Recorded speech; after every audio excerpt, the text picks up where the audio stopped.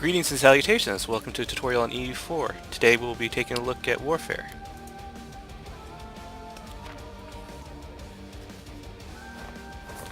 Warfare for this general purpose is the declaration of war and for the conquest of territory. If you aren't declaring war for territory, pretty much not declaring war for anything important in this game. Declare war, simple as that. You got your casus belli, which will be listed here and here. This is which one you can choose. The war goal itself, any potential allies, and since they don't have check marks, they have X's. You can look at these X's to tell why they will not join. And if the enemy has allies, they will have a similar thing. Usually, they will join. In a defensive war, of an offensive war, they have reasons not to join, but have less reasons to join. But we will declare war for Granada, or Granada.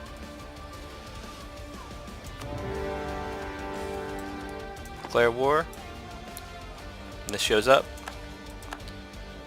And if you have a vassal or anything, they will immediately join either side. Naval Warfare. In general, you want to occupy all their territory, which is why this has been set up this way. Naval Warfare basically have a certain amount of ships fighting another certain amount of ships. They are generally grouped up. There's an engagement with, that's how many ships can be in the fight, morale, difference of ships. This thing means this is not an inland sea. This is wide ocean. Over here would be the start of the sea to get where galleys would get a bonus. How many ships we captured. If we had an admiral, they'd be listed here, and they'd get bonuses. The current morale. And this thing means they cannot retreat, meaning this battle will take place until the 16th of February, in which case you can say, I had enough battle, send them somewhere else. In general, they'll go to a dock and heal up.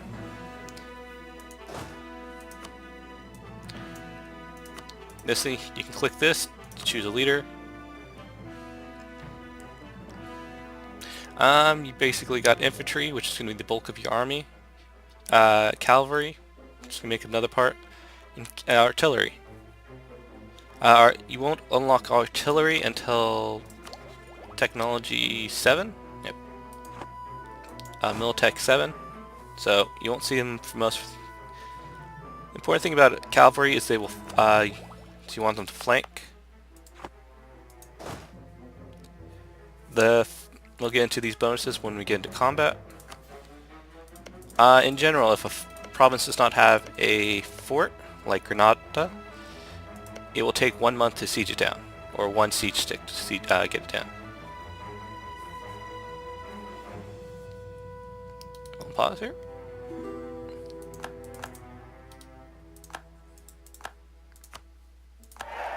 Rare instance where Castile and Aragon are allied, but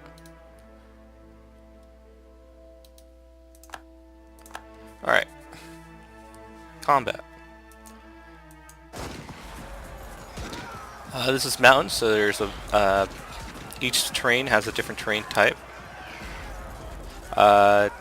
Mountains gives the attacker -2. Combat width is halved, and a few other things. So,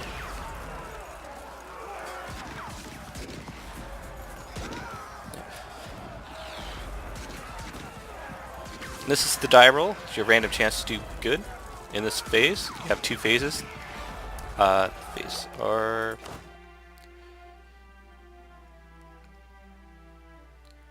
fire and shock. You have a few days for each. Each general will have listed fire, shock, maneuver, and siege. Siege is the ability to take down a fort, which adds a bonus to it. Maneuver basically helps you with attrition, movement speed, And if there's a river, like if I went from Kubota to Granada, there's a river there. If you have more maneuver than the other general, or a general with maneuver and they don't have a general at all, you will avoid that river crossing.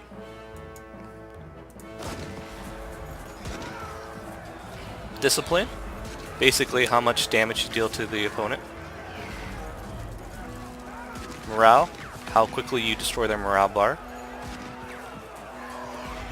Tactics, how well your troops fight.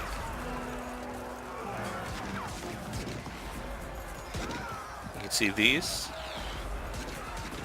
If there's malice to it, it'll be listed here. But we have sufficient support for each side. Attacker, defender. Alright, so first rank is usually filled up with infantry, and then I'll flank it a little bit with cavalry. The back row, you generally want artillery in, because they're the only ones that can attack from there, and they'll support you. Each unit fires in every phase, so regardless of how effective knights are, they will be attacking in the fire phase. So pips in each one are important. So look at this.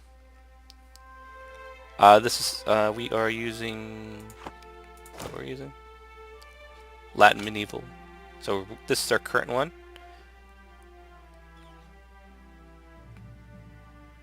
Which has no pips on either side. Bonuses, these are basically, pips are basically bonuses.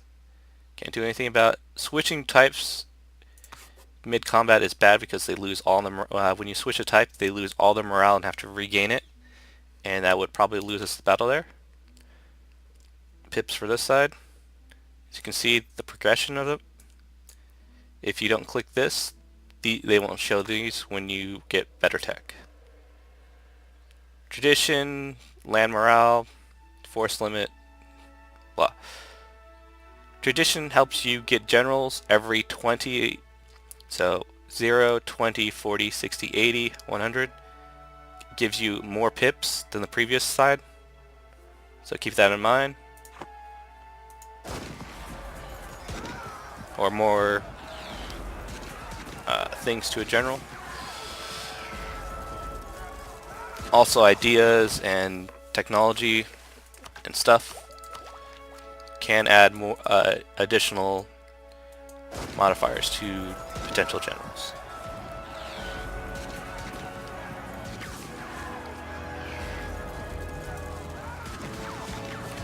Cavalry can attack 2 tiles over. If you can look here, it's not attacking the one directly here because there's nothing there. This one is because that's all it has to face. This one's attacking all the way over here. If you hover over these, you can see how they're attacking. So these infantry are doing fine. This cavalry is going up against cavalry. But this one's supporting 2 additional, is flanking 2 things there. So in general, you want to have an infantry wide, as much infantry as their front row, and then 2 additional and cav on the sides based on your flanking. You tell cavalry flanking right here. Improve flanking range for cavalry mostly. It's about 18 where they can hit about 3, and about 28 when they can hit about 4.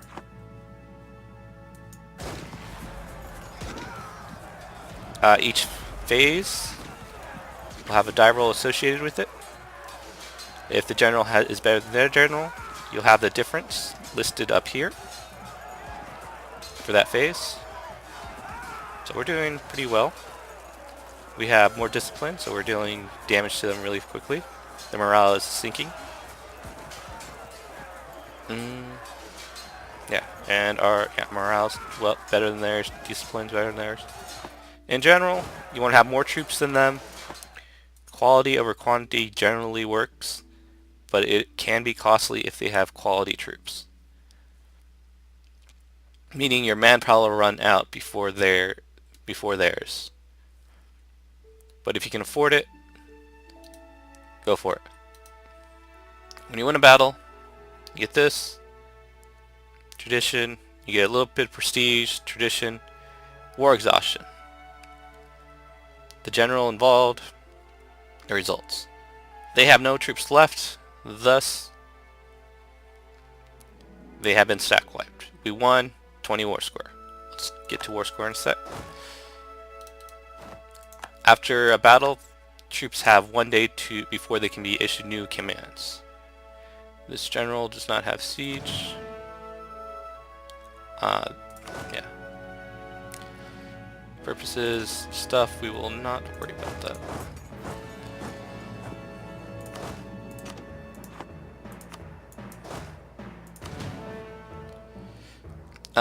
Reorganize troops. We'll get to that.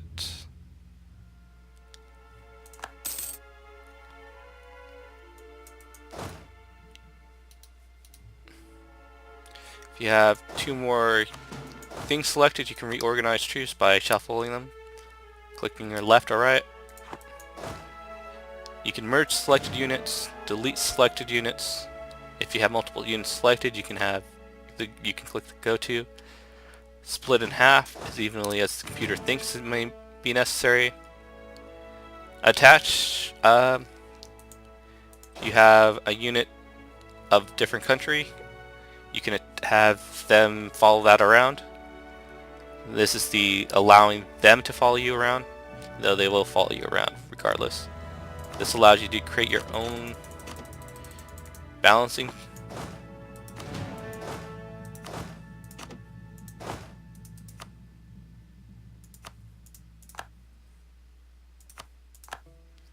You can create generals. We created a general out of our 2 leaders, our current leader and our next potential leader.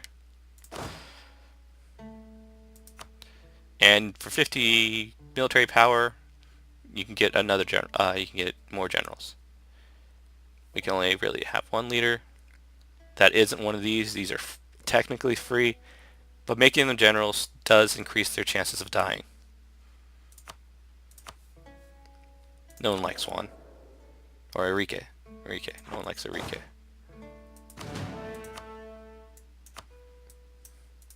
That's 0-0. Alright, so sieging.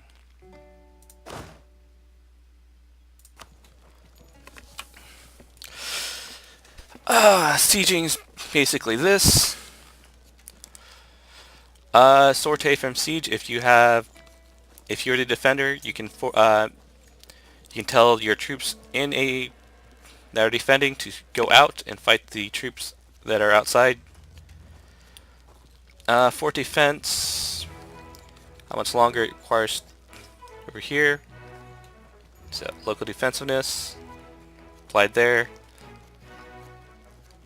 How many people you need to be on a fort to siege it down, otherwise nothing goes or happens. The results of the last die roll, right there. The fort level, basically this. You need 3 times this to siege down a fort. If you're able to, and then fort assault, you must have a breach, which will appear here. Basically, when you roll a 14 on the die, you'll get a breach. Breach adds a +1 to the modifier. Alright, so if we had artillery, we could siege this down faster. If we had a general with a siege modifier, it'd be applied here. If we were not blockading this port, there would be a malice here, and this is the malice for the fort. And this is our chance on this die roll to take the fort. On each roll, there's a chance of something happening. On a 1, we have a disease outbreak, or we short their supplies. 50% chance, or Basically a 40% chance of nothing happening. Status quo, basically. Siege status. This is how many rolls will be applied. And the higher this gets, lower this will get. So if there's no siege status done, nothing happens. Troops here, attrition. If you have more than a recommended amount, you will start suffering more than 1% attrition at enemy territory, which is why there are more than here, just in case attrition happens.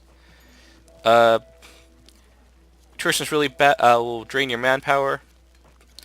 New troops will go to this. Yeah. New troops will go to depleted units. 100 in allied in your own territory, 50 in enemy territory, or not territory you own. Again, you can improve that by having a general with maneuver. Well, not in your home territory, but an enemy territory. It will reduce attrition and get you more troops quicker. Yeah. So yeah, see here. Unit weight is 10. If we exceed the supply limit, we will suffer attrition.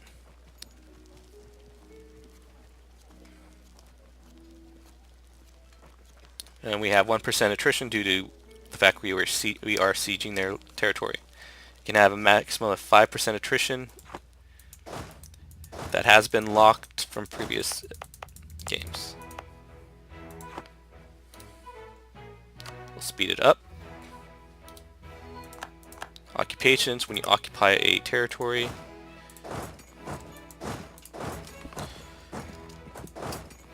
you will get your color, or whoever occupied it will color it up. In the base game, you cannot transfer territory. In an expansion, you can go, I don't want this, give it to you, or your allies will do that for you. So it is important in the base game to occupy territory you want, or you don't want your ally to actually have.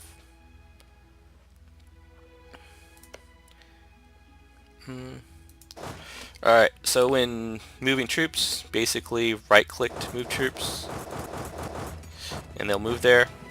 You can stack, or you can, yeah, stack move orders with a shift. So move here, hold shift, move here. And that's basically movement.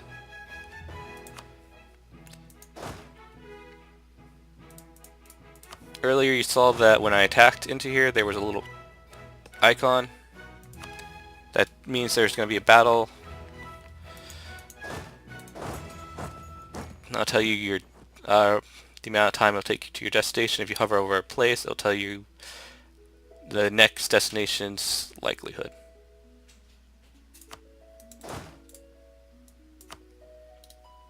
So fast forward.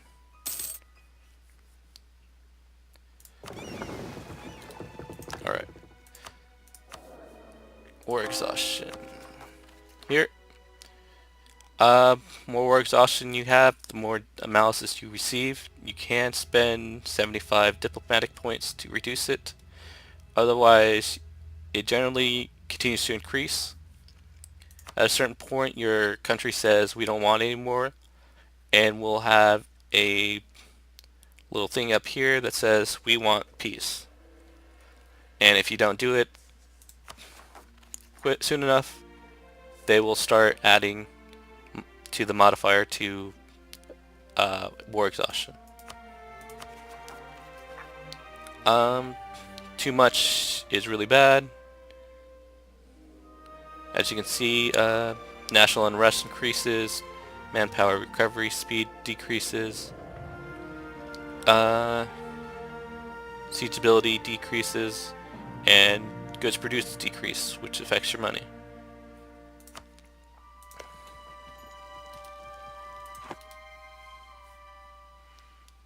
when you declare war or in a war, you'll have this little thing down here.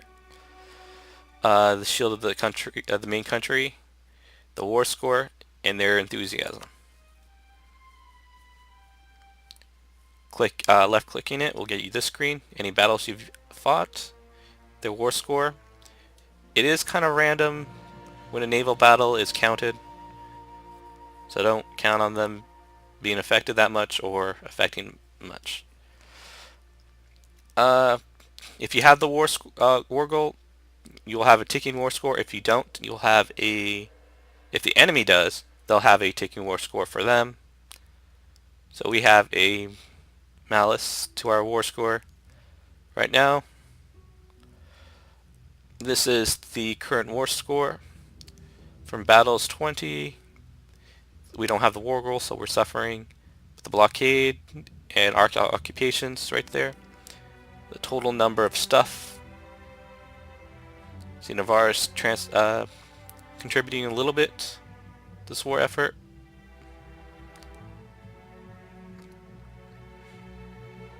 Navarre's stability, war exhaustion, enthusiasm. Enthusiasm is important for AI. Mostly, the lower it is, the more likely they want out of the war. The higher it is, the more likely they want to stay in it. Participation. This is for mostly gold, or when the loot split up that isn't directly given to one country. You need a diplomat free to negotiate peace. You can click here to go to this screen, or you can click into the diplomatic view and see for peace. This is demand tribute, asking for stuff, offering tribute, giving stuff up. When they have the X, means they're not willing.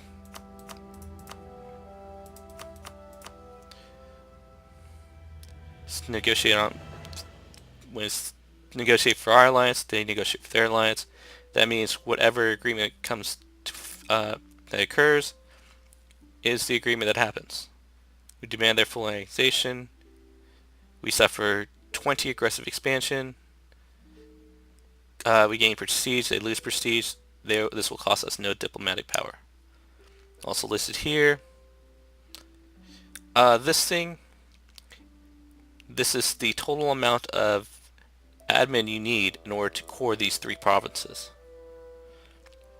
27% overextension. Overextension's territory that we have that's there. Having overextension, we'll look at that later.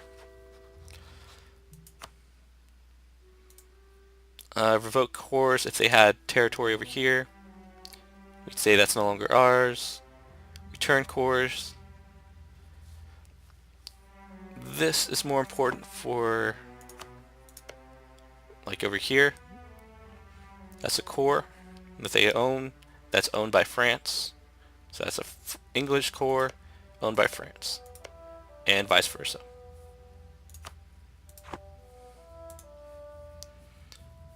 Alright. Cancel subjects. Like we have Navarra.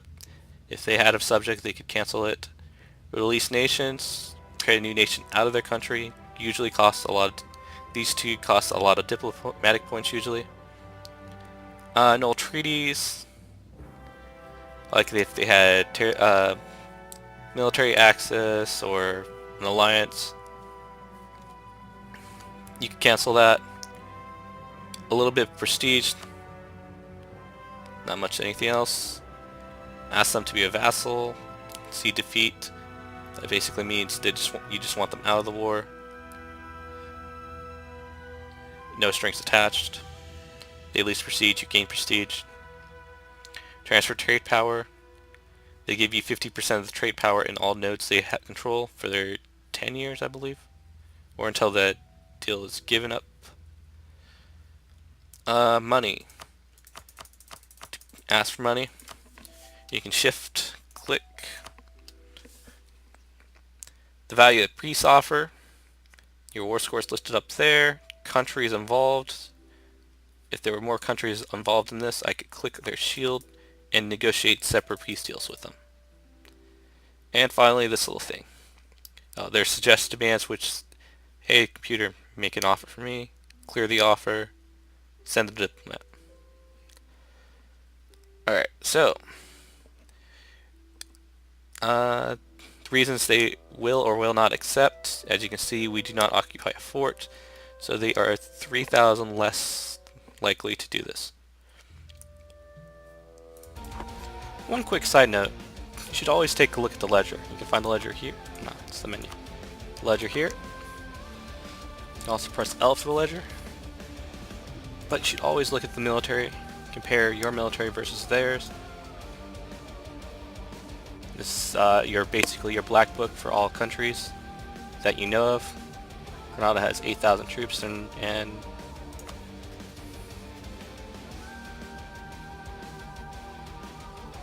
14 ships. Pretty much everything we see here.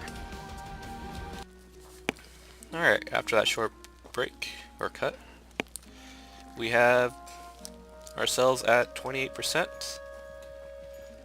You can see the siege progress has increased. Their troops have disappeared. Since we have a wall breach, we can assault this. And their morale or their troops count goes to 0 before either one of ours does. We win.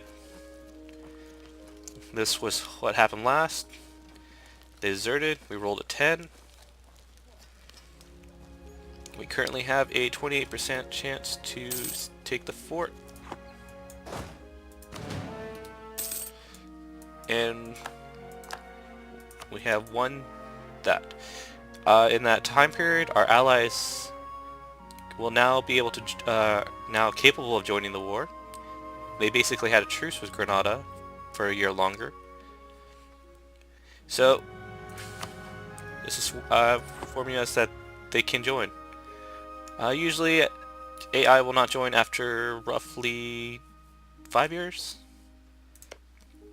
If you have completely sieged the war leader for 5 years, you will immediately get 100% war score.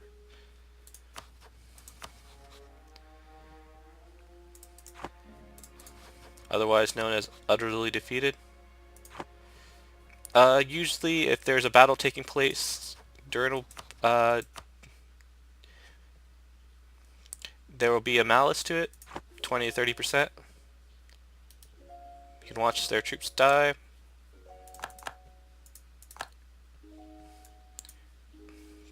Same thing about naval.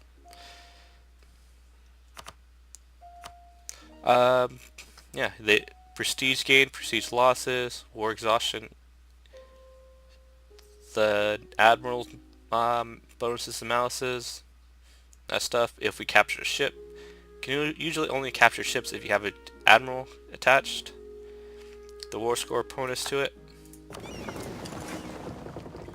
Ships take damage and require time to recover, so usually put them in a province, they'll recover roughly 10% in a month at every month tick.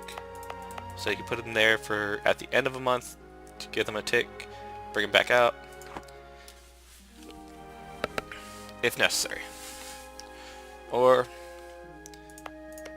move them around really quickly in order to avoid ticks. Troops on boats will, on a monthly tick if they're on sea, will suffer 1% attrition, so it's important to note that. So if I was, say, going for civil to garb, it'd be necessary for me to manage that. It takes about a week or so.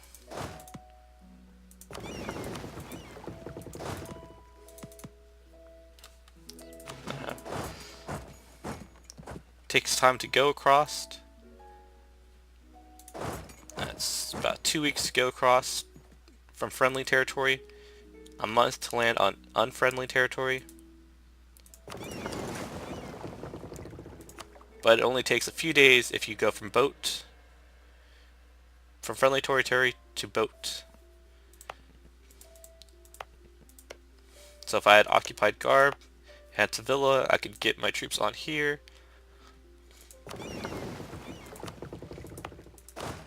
Use the attach the ship option. Go take the ship out to sea and then land on Garb. Troops will follow automatically, reducing your time.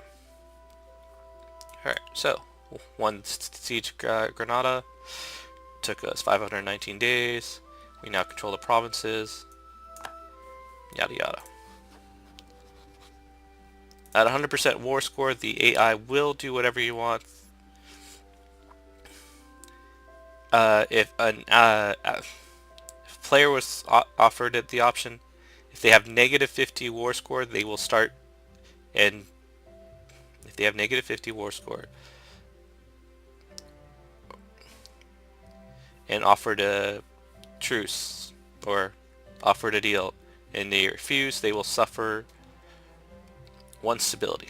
At negative stability, if you refuse, you'll immediately be forced to take it. So sue for peace, war score options. The amount of money they have can increase in a time period. If you you can leave these peace deals saved in the peace deal screen. That's for your current session. If you save, quit, return, they will forget your peace deal. So negatives, positives. We need one more positive and negative to get for them to accept. Send a demand. It will take them a day before they will accept. And we have won the siege, won the war for Granada. Again, cores.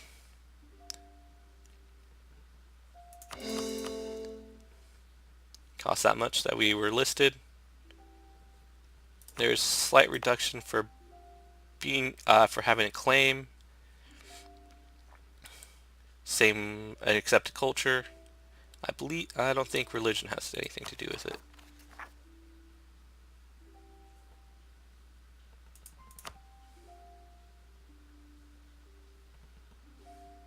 How much overextension they have, culture, development, basically their value.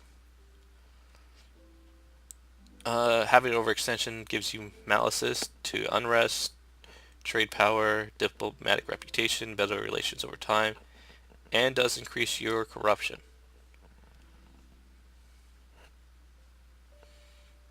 Since we're no longer at war, our monthly exhaustion will decrease. And that is pretty much it. Thank you for joining me. Have a good day.